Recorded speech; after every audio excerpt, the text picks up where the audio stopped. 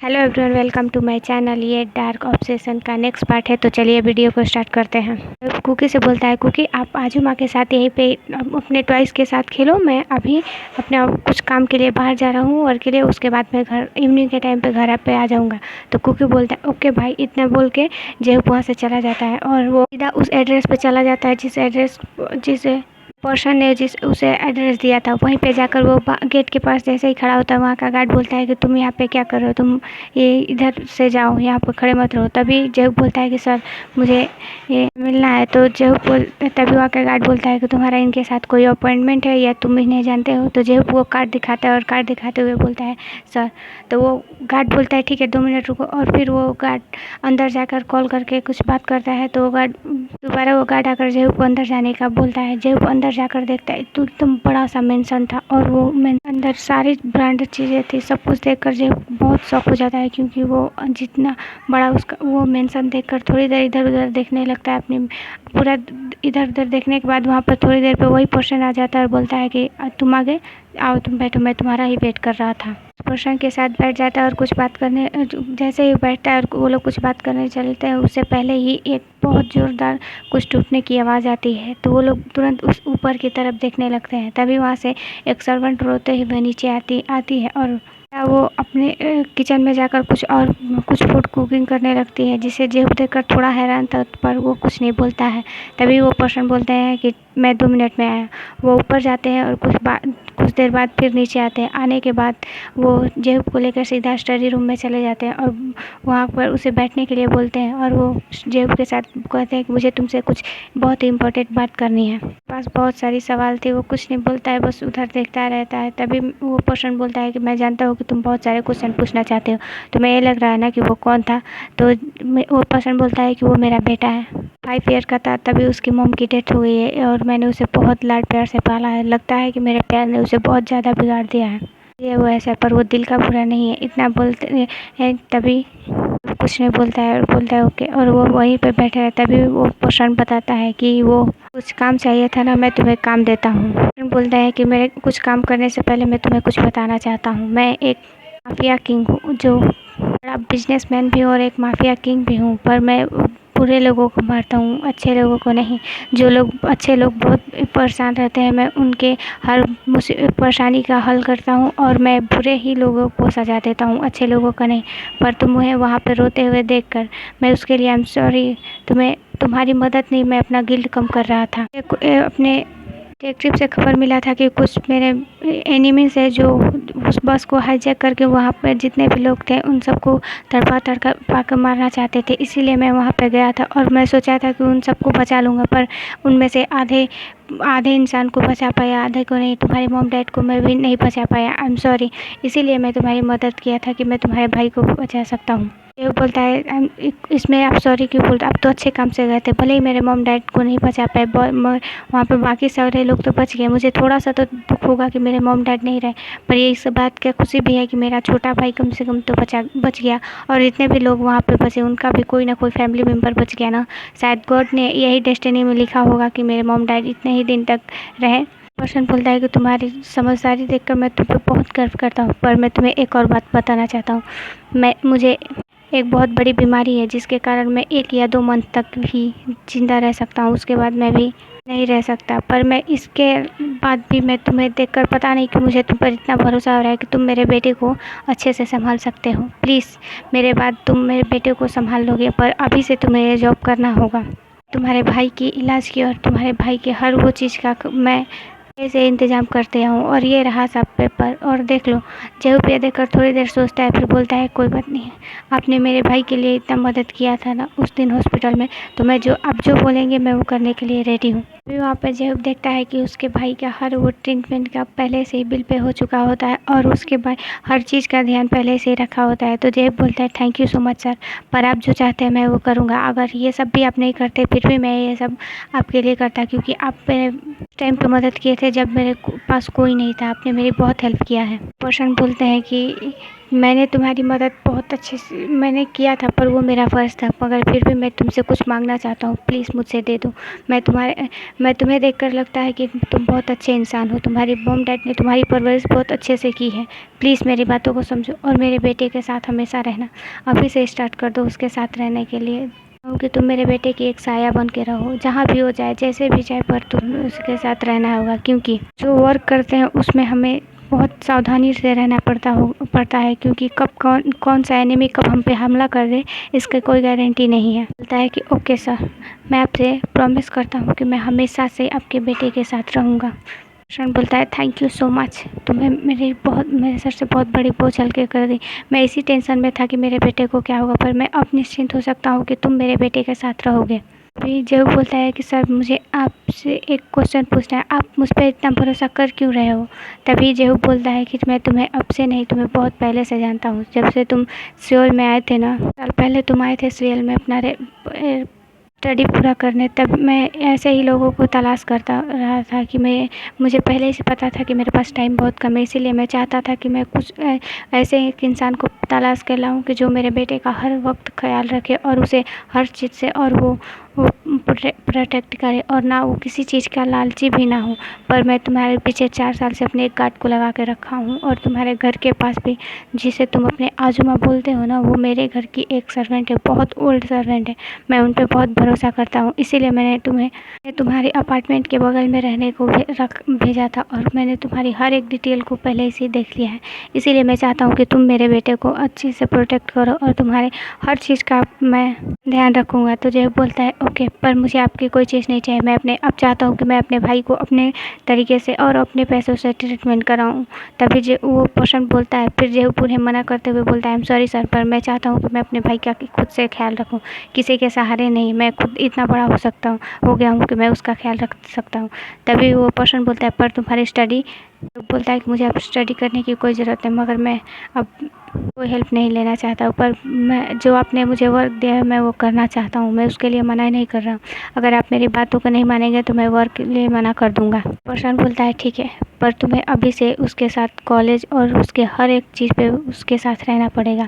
तो बोलता है पर सर मेरा भाई तो। प्रशांत बोलता है कि तुम उसे मिलने जा सकते हो वीकेंड में या कभी इवनिंग के टाइम पे, पर एनी टाइम, और तुम्हें कभी भी उसे तहियंग के साथ रहना होगा और उसके साथ ही हर टाइम, और उसको प्रोटेक्ट करना होगा। और उसे तुम्हें ये नहीं बताना है कि मुझे किस चीज़ की बीमारी है, और बस तुम्हें उसके साथ फ्रेंडशिप करना होगा ना। बोल के जो बोलता है ठीक है सर, मुझे कब से ये स्टार्ट करना है। तो वो पर्सन बोलता है कि कल से तुम्हारे जिस कॉलेज में तहियंग का एडमिशन हुआ है उसी कॉलेज में तुम उसके साथ ही जाओगे, और चलो मैं तुम्हें तहियंग से मिला देता हूँ। जैसे ही जेहू ऊपर जाता है तो देखता है तहियंग एक ब्लैक टी शर्ट पहनकर और ब्लू जीन्स पहनकर वहीं पे बैठा होता है, और वो अपने वीडियो गेम खेल रहा होता है। तभी वहाँ पे वो पर्सन और जाते हैं, तो तहियंग पीछे की तरफ घूम के देखता है, तो उन्हें देखकर तुरंत वीडियो गेम को रखते हुए बोलता है डैड, आप बहुत लेट कर दिए डैड ऊपर आने में। तो बोला था कि आप 2 मिनट में आ रहे हैं, पर आप 2 मिनट नहीं डैड, पूरे 2 घंटे लेट हुए हैं। तो वो पर्सन बोलता है आई एम सॉरी बेटा, मुझे थोड़ा वर्क करना है, पर मैं तुम्हें किसी से मिलाना चाहता हूँ, इससे मिलो। ये है जेहू। मिलो, ये है जेहू, और ये तुम्हारा फ्रेंड, या इसे तुम अपना एक साया ही समझ लो कि तुम जहाँ भी जाओगे बिना इसके कहीं नहीं जाओगे, और हमेशा तुम इसके साथ ही रहोगे। फिर तहियंग बोलता है पर डैड, वो पर्सन बोलता है कि मैंने एक बार जो बोल दिया वो बोल दिया तहियंग, तुम्हें ये मानना ही पड़ेगा। वो पर्सन बोलता है तहियंग जल्दी से सो जाओ, और तुम्हें कल सुबह ही उठना है, और तुम दोनों का कल से ट्रेनिंग होगा, और तुम दोनों एक साथ ट्रेनिंग करोगे ओके। और इतना बोल के वो उस रूम से निकल जाते हैं। तभी जेहू भी उनके पीछे पीछे आ जाता है और बोलता है सर मैं आज के लिए अपने घर जाना चाहता हूँ, और कल से मैं फिर यहीं पर आ जाऊँगा।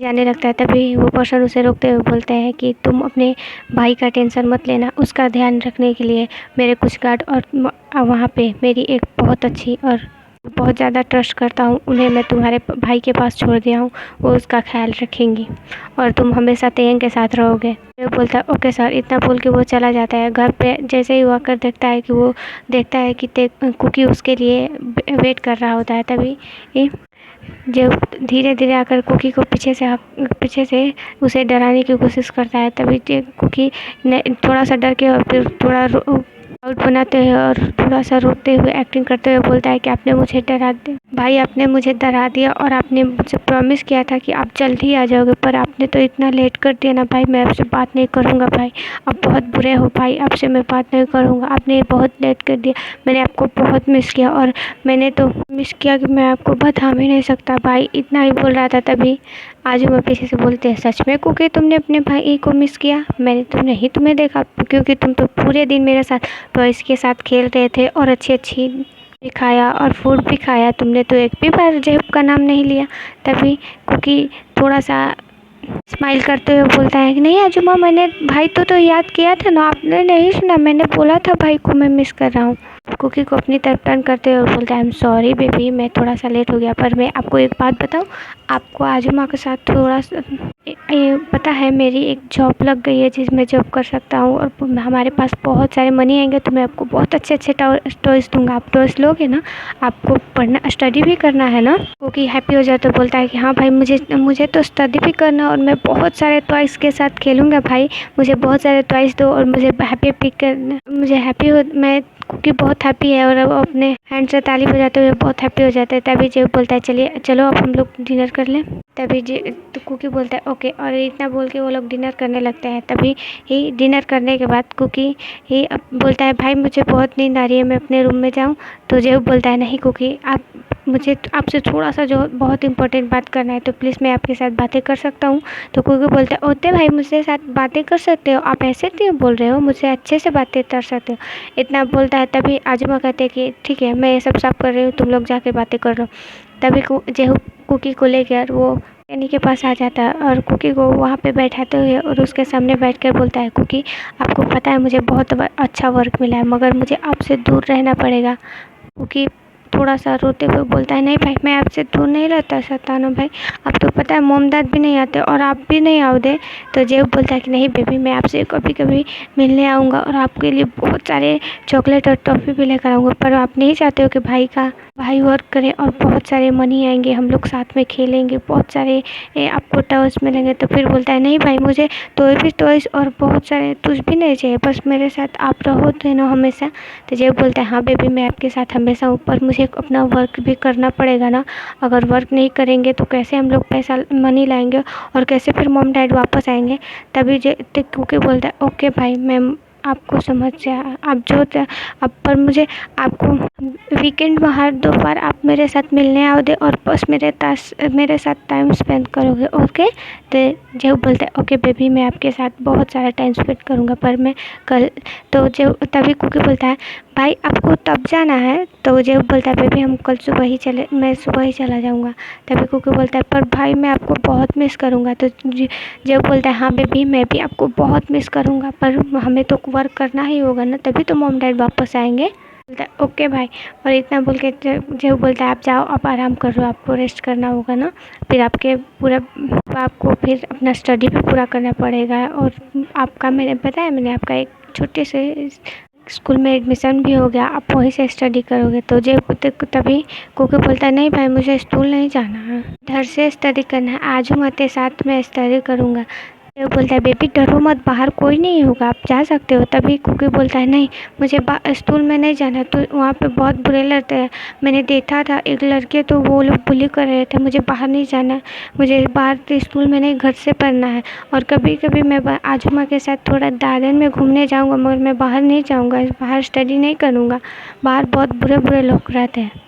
जेब उसे बहुत मनाने की कोशिश करता है कि वो बाहर जाकर स्टडी करे, पर वो कुकी नहीं मानता है। तो जेब बोलता है, ओके ठीक है, आपको एक टीचर घर पे ही आपका स्टडी पूरा कराने आएंगे, पर आप कभी कभी जिद्दी बन जाते हो, आप अपने भाई की भी बात नहीं मानते हो। तो कुकी हंसते हुए बोलता है, ओके भाई, इतना बोल कर वो जेब को हक कर लेता है। हक करने के बाद बोलता है, भाई मैं आज रात आपसे साथ सो जाऊँ, फिर तो आप कल से अपने पढ़ते लिए चले जाओ देना और बहुत दिनों बाद आओ देना। तो बोलता है, उससे क्या हो गया बेबी, हम लोग तो अपने कॉल्स पे बात कर रह सकते हैं ना, आपके लिए मैंने आपको न्यू फ़ोन लिया है, आप इससे मुझे कभी भी कॉल कर देना और हम लोग बहुत सारी बातें करेंगे फ़ोन से और वीडियो कॉल भी करेंगे, और मुझे जब भी छुट्टी मिलेगा तो मैं वीकेंड में आपके साथ टाइम स्पेंड करने आऊँगा।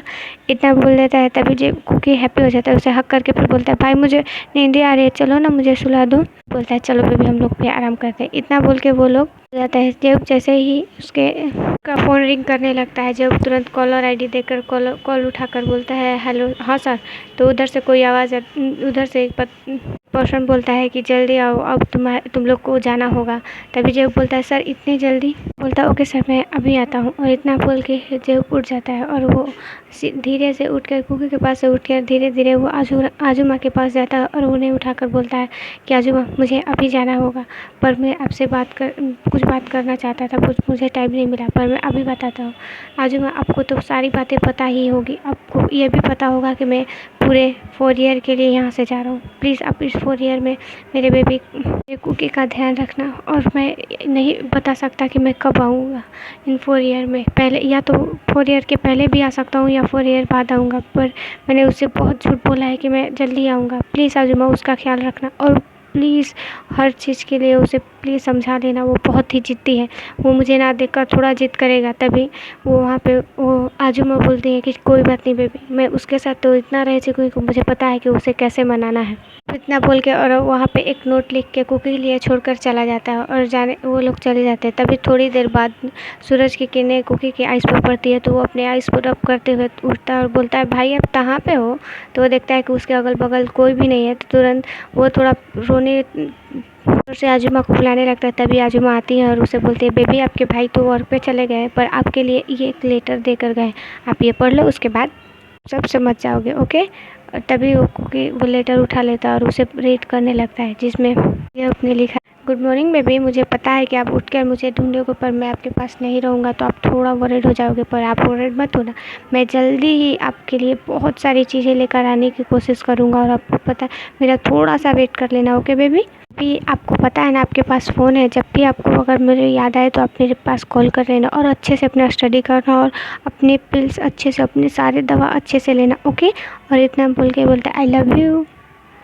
ये तर कुकी बोलता है लव यू भाई। लेटर को उठाकर वो अपने कबर्ड में रख देता है और वो फ़ोन ले लेता है और बहुत हैप्पी हो जाता है। फिर बोलता है आजू माँ मैं भाई को मिस कर रहा हूँ।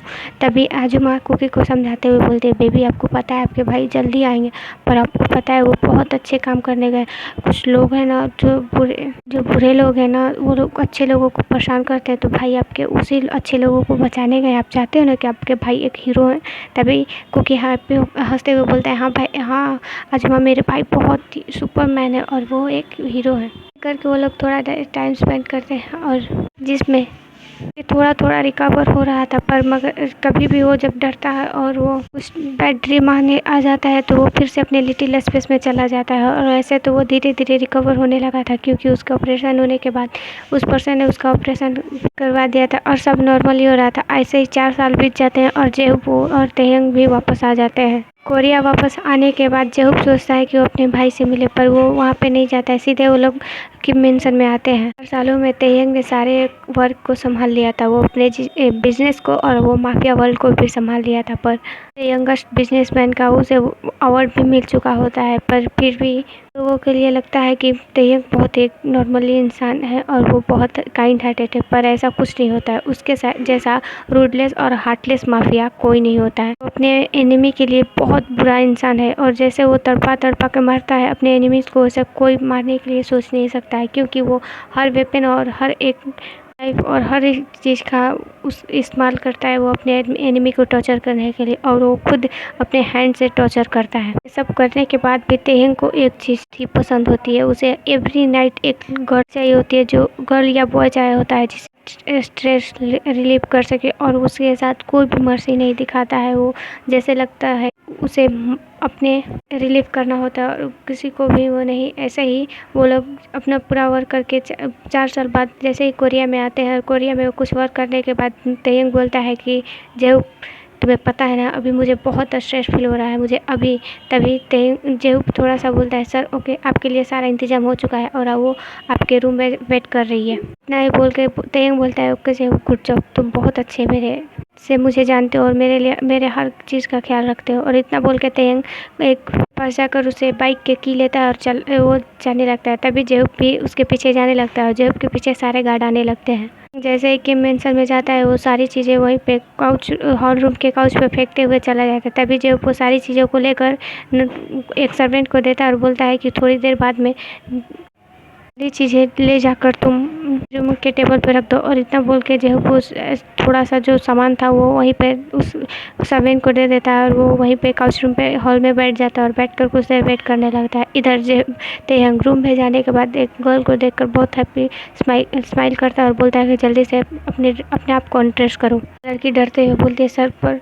उस पर शाउट करते हुए बोलता है कि मैंने बोला ना अपने आप को अनड्रेस करो। तो वो लड़की तुरंत अपने आप को अनड्रेस कर लेती है और वो जब तभी तेंग बोलता है कि चलो उसे बेड पे पुश कर देता है और उसके साथ इंटीमेट होने लगता है। और वो पूरे 5 राउंड लेने के बाद देखता है कि वो लड़की सेंसलेस हो गई है। फिर भी वो नहीं रुकता है पर फिर बहुत ज़्यादा उसके साथ ऐसे ही इंटीमेट होने लगता है और जिससे उस लड़की के ब्लीडिंग भी होने लगता है। बहुत सारा ब्लड भी पूरे बेड पर बेड शीट पे पूरे बेड पे पूरा ब्लड हो जाता है जिससे अभी भी तेंग नहीं रुका होता और बहुत गुस्से में आकर वो उठता है और इतनी जल्दी ऐसे कैसे सो सकती हो। और फिर वो को कॉल करके बोलता है कि मुझे एक और लड़की चाहिए, मुझे ऐसे नहीं हुआ, मुझे कुछ और चाहिए। पर सर तो तेहंग बोलता है कि मुझे कुछ नहीं सुनना, मुझे अभी इसी वक्त मुझे बहुत ज़्यादा गुस्सा आ रहा है जो प्लीज़।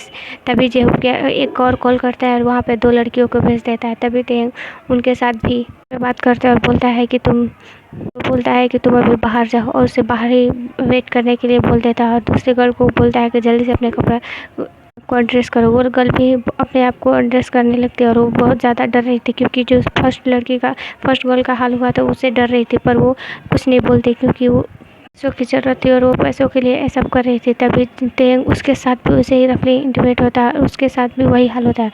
वो भी सेंसलेस हो जाती है। उसे काउच पर ही छोड़कर उस लड़की होती है उसे वो अपने वॉशरूम में बुलाता है और वो लड़की उन दोनों को देखते हुए डरते हुए वो रोते हुए तेयंग से माफ़ी मांगने लगती है और वो वहाँ से जाने की जिद करने लगती है। तभी तेयंग उसका हेयर पकड़ कर उसके खींचता है और उसके कपड़े को फाड़ कर वो उसके साथ बाथरूम में ही इंटीमेट होने लगता है। वो भी बहुत ज़्यादा वो भी सेंसलेस हो जाती है और उसे भी ब्लीडिंग हो रही थी। तभी तेयंग इन सबको ऐसे छोड़कर वो अपना ड्रेस आपको क्लीन करता है और वो एक नॉर्मल सा क्लॉथ पहन के उस रूम से बाहर आकर अपने रूम में चला जाता है। जाते हुए वो जब वो बोलता है कि वो रूम क्लीन कर दे, जब जैसे ही वो बोलता है जाने के लिए तभी जब उन गार्ड को रोक देता है और रोकते हुए एक सर्वेंट को बोलता है कि जो लड़कियां जाकर सबको तुम ड्रेस पहना दो। तो वहाँ से एक सर्वेंट कुछ ड्रेस लेकर जाती है और सारी लड़कियों को ड्रेस पहना देती है। और वो सर्वेंट बहुत रोती है और बहुत डर भी रही होती है क्योंकि उन लोग का हाल देखकर वो बहुत डर रही थी और रो रही थी। पर वो कुछ नहीं बोलती, वो सारी लड़कियों को ड्रेस पहना देती है और पहनाने के बाद